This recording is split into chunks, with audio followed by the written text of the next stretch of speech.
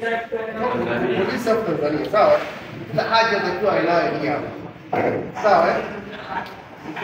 Sasa hivi tunasema 20 sawa. 27. Hawa majenda kwa taja hapa. Watapewa hivi. Lakini kila mmoja na ukipoteza hauna vipi? Wewe na sasa ndio passport yako. Tumeelewana bwana? Chunge sana kutoka hotelini hiyo hapo. Hii ni nidhamu mpya. Sawa. Tunaanzisha nidhamu. Sawa. Sio kwenda Mina. Wanaskani hapo, unaona kuna hii barcode, wanaskani hapo. Unaingia na moja kwenye basi. Kama huna hii, hiji hauna. Sawa? Kwa kama 27 zinaweza kushughulikiwa, kisha tutawapa wengine. Sawa? Wanabakia wote. Jamani sana nimesahau za kazi. Sasa jina. Wao wanakaa pale. Mtaita mmoja mmoja pale, anakuja anafanya, anawake, anachukua. Sawa? Nusaiba Hanin. Nusaiba.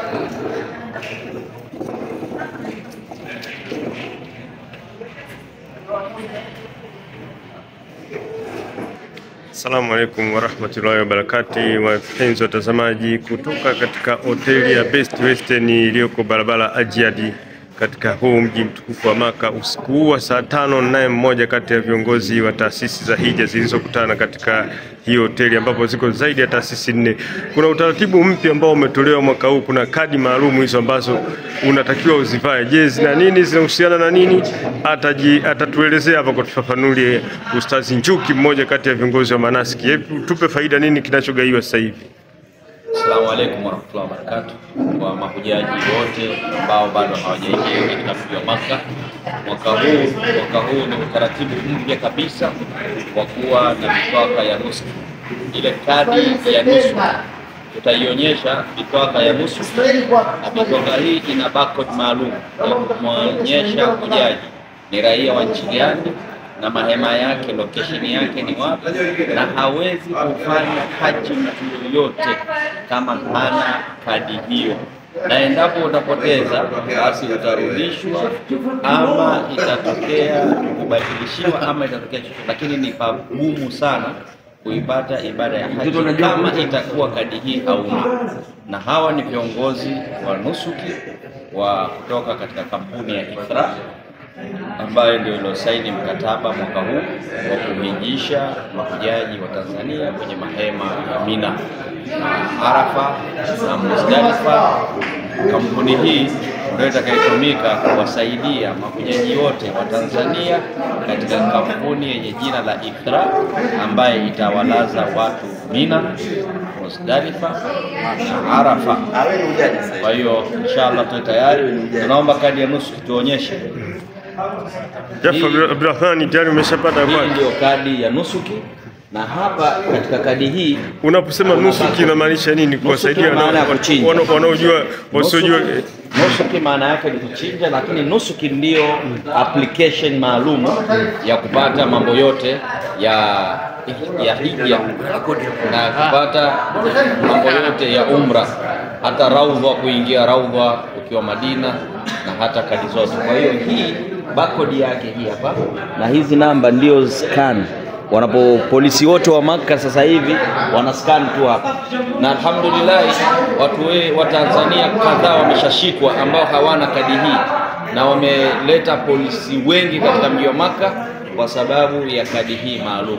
Kwa hiyo tunaomba wanaokuja waendelee kutoa taarifa ili kupewa kadi hii, ili iwe ni jambo la kheri katika hija hii iliyokuja mwaka huu wa 2024 sawa na mwaka 1445 Hijiria.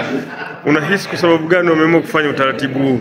Wamefanya utaratibu huu kwa sababu watu wengi wanazamia, wanajaribu kupita katika mipaka, lakini watu wengine wanaitikadi kwamba kwa sababu hija ni la ilaha illallah Muhammadur Rasulullah. Hapana,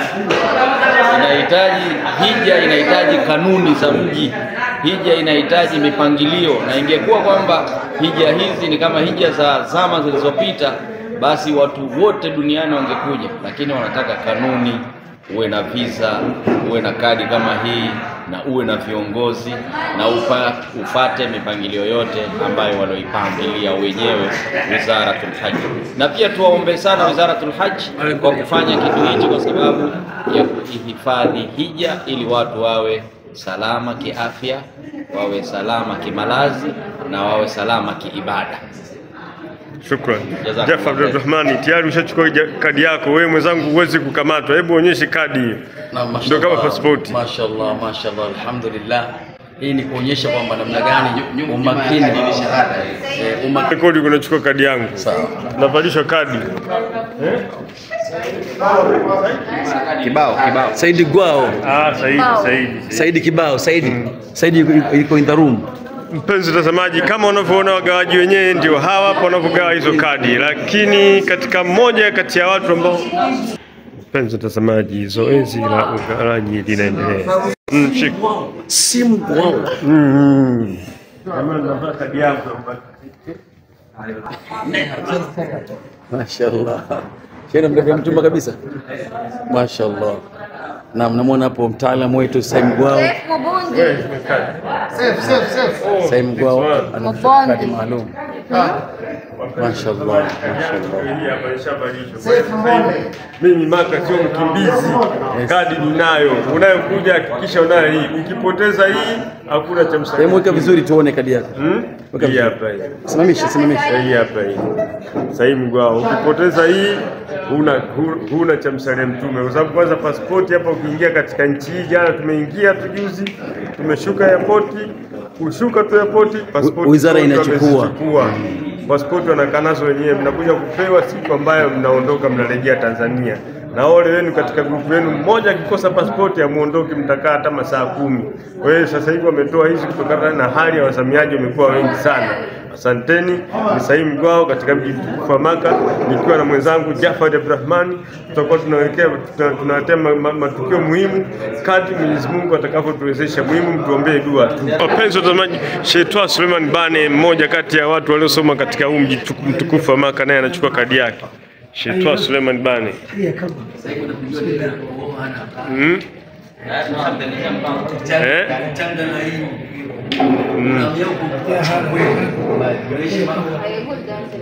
Sheikh Suleiman Bane, pamoja na kuvishwa kadi hiyo, hebu wewe miongoni mwa watu waliosoma katika huu mji mtukufu wa Maka zaidi ya miaka 10, hebu tuelezee tofauti ya hija ya miaka ile na sasa hivi. Hii ni aina fulani ya tatawur. Yaani ni maendeleo ya udhibiti wa majambo. Maendeleo ya udhibiti, hii nia yake ni njema na sioni kama kuna tatizo, kwa sababu sisi hapa tulipo hatuna pasipoti mikononi, na tuko katika nchi ina mchanganyiko wa watu. Sasa kuona utaratibu wa kumtambua aliyekuja kwa hija ili apate haki zake na usimamizi wake ni jambo zuri.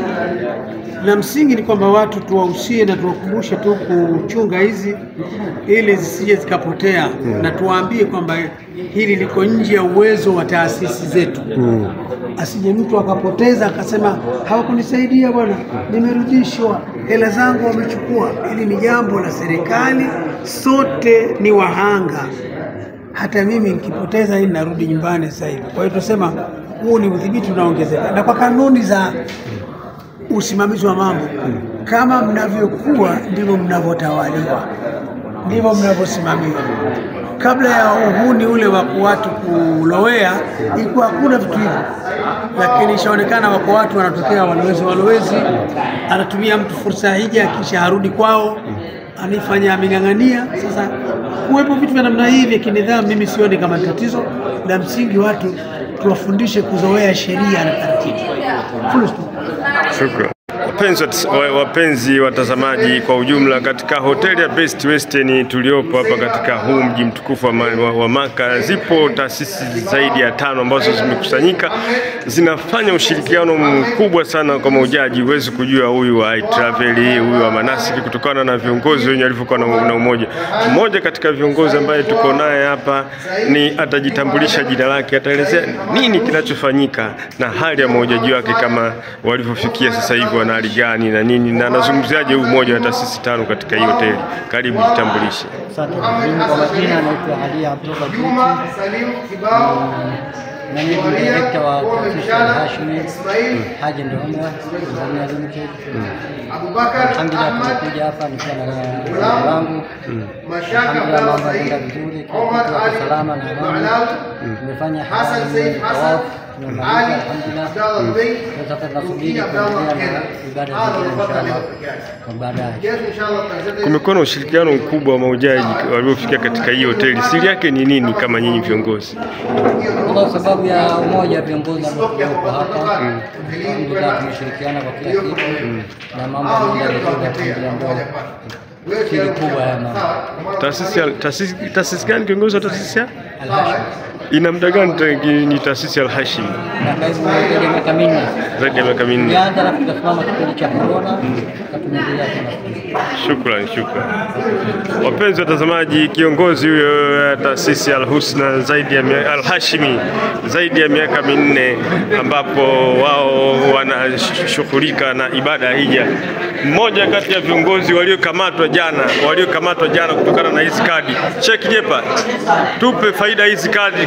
Na jana wewe ni miongoni mwa watu waliokamatwa ukapelekwa polisi. Nini hasa kilikukamata jana? Na wewe ni kiongozi mnadhimu. Assalamu alaykum wa rahmatullahi wa barakatuh. Hii ni kuonyesha kwamba nidhamu inapowekwa katika serikali ya mtu au sehemu yoyote ile, maana yake utekeleze nidhamu. Mimi jana nilitoka hapa kuwapeleka mahujaji wetu kufanya tawafu ya umra. Sasa nilipokuwa nimerudi nikarejesha mahujaji wangu ndani ya hoteli, mimi nikatoka kabla hizi kadi hazijaja. Kwa hivyo kilichotokea, nimeona gari limesimama mbele yangu ghafla, wakanichukua. Baada ya kunitaka hizi kadi, nikamwambia mimi bado sijapata kadi hiyo. Akaniambia hapana. Wakanichukua mpaka katika. Watu gani walikuchukua? Maki gari imesimama ghafla wakakuchukua? Polisi. Polisi wa Saudia. Walisimama na gari yao, wakanitaka na bibi wake, nikamwambia bado sijapata. Wakanichukua na gari yao mpaka kwenye ofisi zao, lakini alhamdulillah baada ya kuonyesha visa sambamba na pasipoti waliamua kuniachia na kurudi zangu hotelini. Sasa hili tunawaasa mahujaji wetu wahakikishe kadi hizi wazitunze, kwa sababu ndio kama pasipoti yao wakiwa katika viwanja hivi vitukufu vya mashairi ya Maka kwa ajili ya ibada ya hija. Kwa kikubwa zaidi kutaka kufahamu wananchi wa Tanzania kwamba sasa hivi Saudi Arabia nidhamu yao ni kubwa mno, na hii ni kutaka kuondoa wale watu wanaoingia njia za panya ambao ndio unaleta msongamano mkubwa wa mahujaji ambao wamekuja kihalali. Kwa maana hiyo tunakuombeni inshallah kwa wale watakojaliwa kuja mwakani, basi waone kwamba na wahakikishe kwamba watatekeleza nidhamu na kufuata nidhamu za nchi hii katika kutekeleza ibada ya hija. Kwa maana hiyo mwaka huu ni ulinzi mkali sana, na ulinzi mkali sana. Kwa taarifa tulizozipata jana, kama wa Misri 30 hivi walikamatwa ambao walizamia, na tayari wako kwenye mikono salama ya polisi kwa harakati nyingine za kisheria. Na hii ni kwa sababu gani wameamua kufanya hivi kwa mwaka huu? Kwa sababu kama nilivyokusema, wameamua kufanya hivi ili kutunza ibada za watu zifanyike vizuri, wasiwa na harasiwa na watu ambao hawana kibali cha kufanya ibada ya hija.